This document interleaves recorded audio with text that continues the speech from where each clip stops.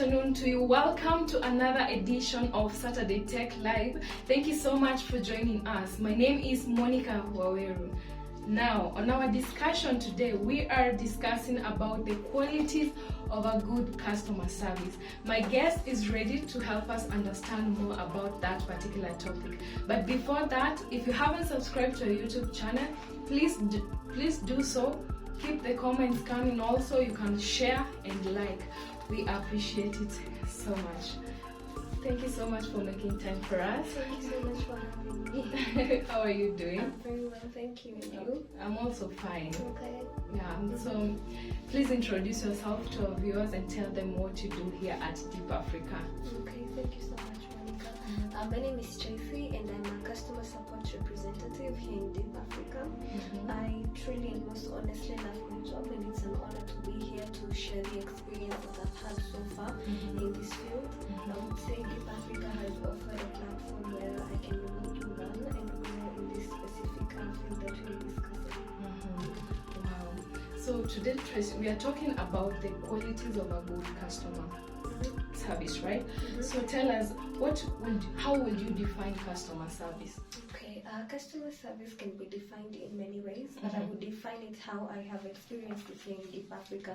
I would say it's the support or guidance that we offer to clients before and after buying a product or service.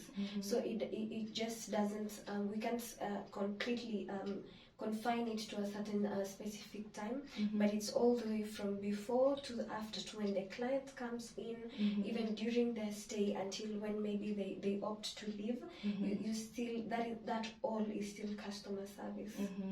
Wow, amazing. So let's now dive into the main topic.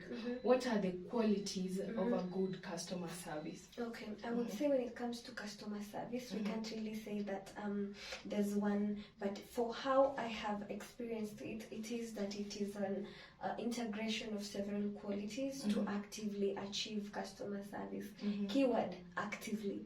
So it's something you have to do again and again and again. You can't simply do enough. But there are some key qualities which I must say or I apply in my day-to-day activities here. I would say for one is communication skills. That communication is very key, and with that comes as well other qualities like active listening. So you see, it's an integration of several of them. When it comes to communication, which also involves active listening, it's the part whereby you have to, pick up a call, answer the call, and when you're answering the call, there's a possibility I could answer the call and not say anything, and just wait for the person to speak. But either way, you have to introduce yourself. That is still communication. And when the client continues to speak, you equally have to listen actively to actually show that you're there, that you're present. Give responses like I see, I know, yes, I understand, things like that. Also, thank you, very important. So the active listening part also plays a very huge role. Yes. So tell us a scenario where you I understand you're also a tech support.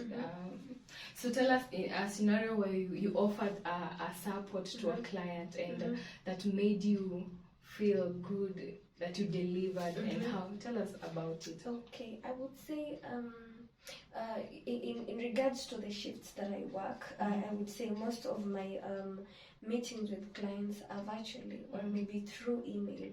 So when I get to serve a client for whatever reason or whatever a service it is that they need, whether the problem came from their end or was on our end, that part where I am able to serve and send an email and say, we have done this has been rectified, please test on your end to confirm that the services are working efficiently, and the client is able to give back that feedback that everything is in order.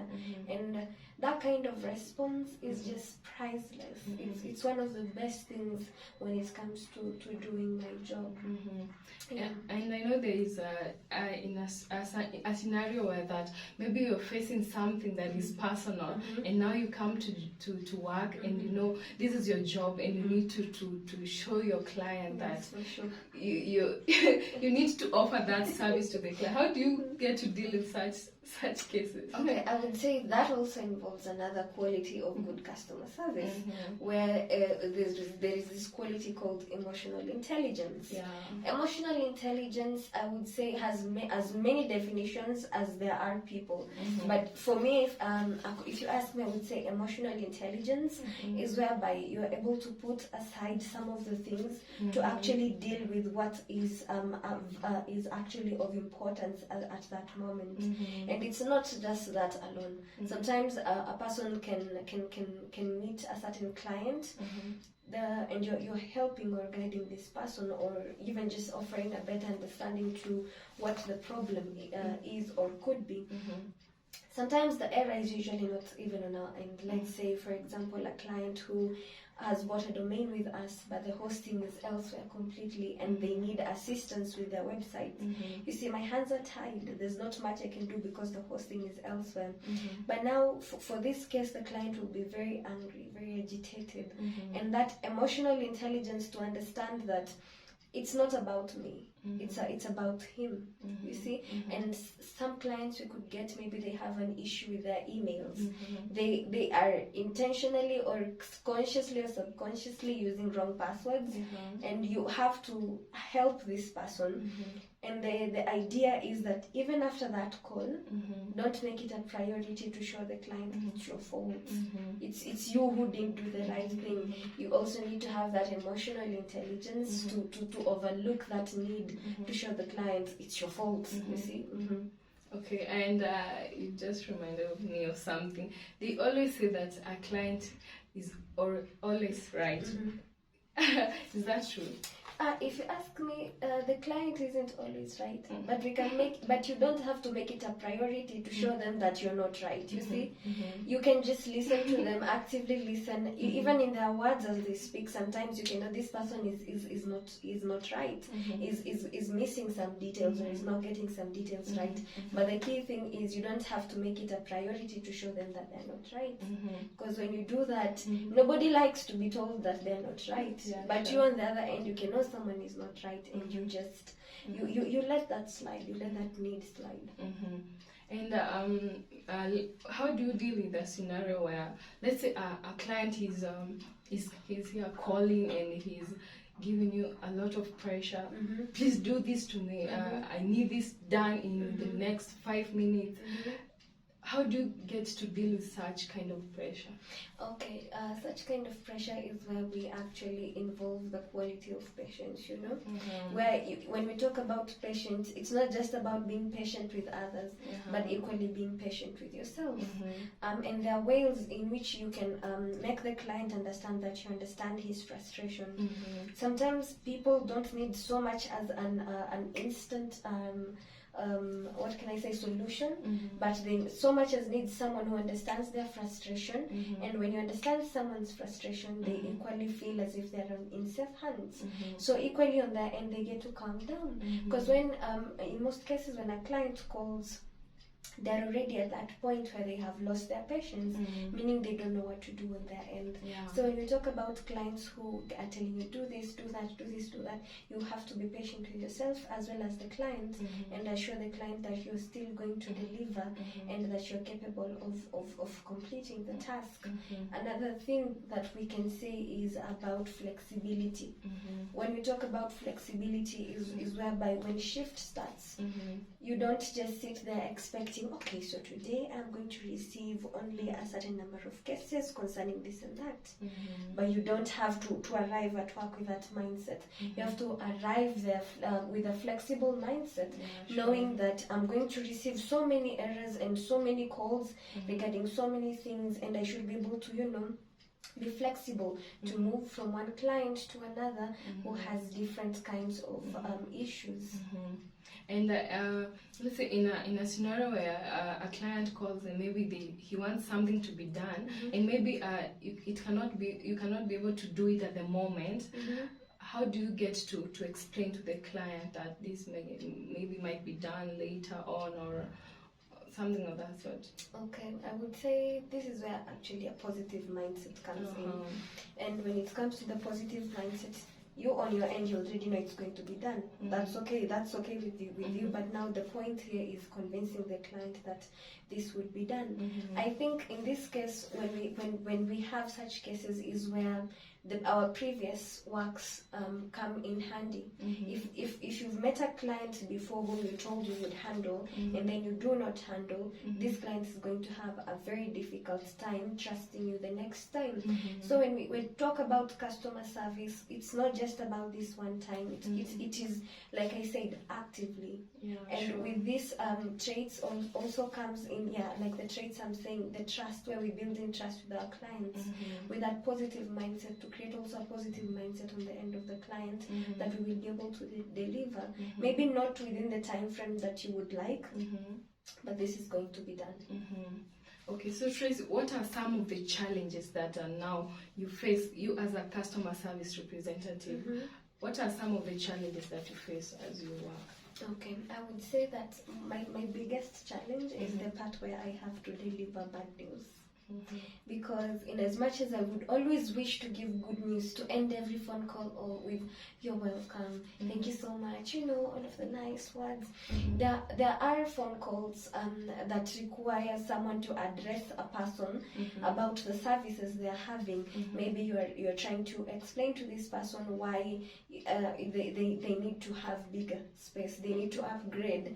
Most people don't like that kind of phone call. Or sometimes you have to explain to a client why their site is deceptive, or you have to explain to a client, "Oh, your domain is in redemption." They can call yes and say, "Yes, I want to pay for this." But now the part where you have to tell this person, "Yes, this one may not be available for you to pay right now," or at least if you pay for it right now, it's not the invoiced amount.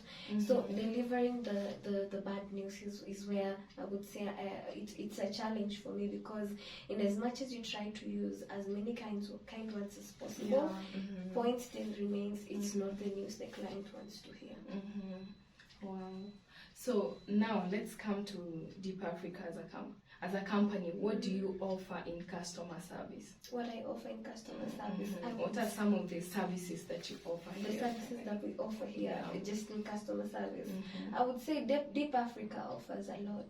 And for the fact that we have a huge customer support team, I would say we have been instilled with different qualities, where in this case, when we say customer support, it involves technical support as well.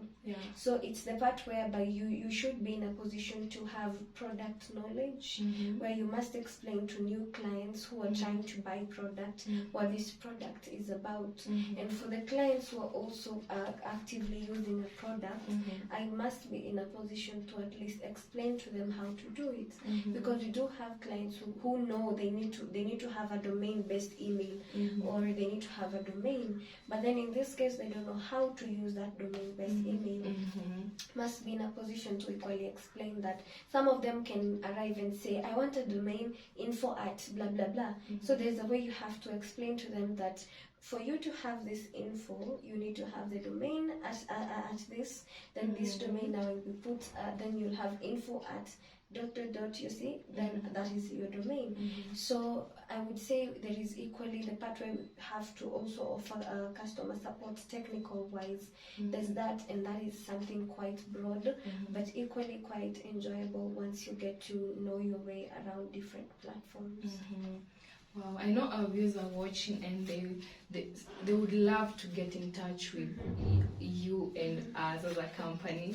So you can give them the company's social media platform where they can get to reach out to us. Okay, thank you so much. So Deep Africa is available 24 hours a day, and you can reach us via telephone or WhatsApp on +2547 12 500 500, or you can reach us through our Instagram platform, which is Deep Africa World, and Twitter as well, which is @DeepAfricaWorld. We hope to see you then. We hope to hear from you. Thank you so much. You're welcome.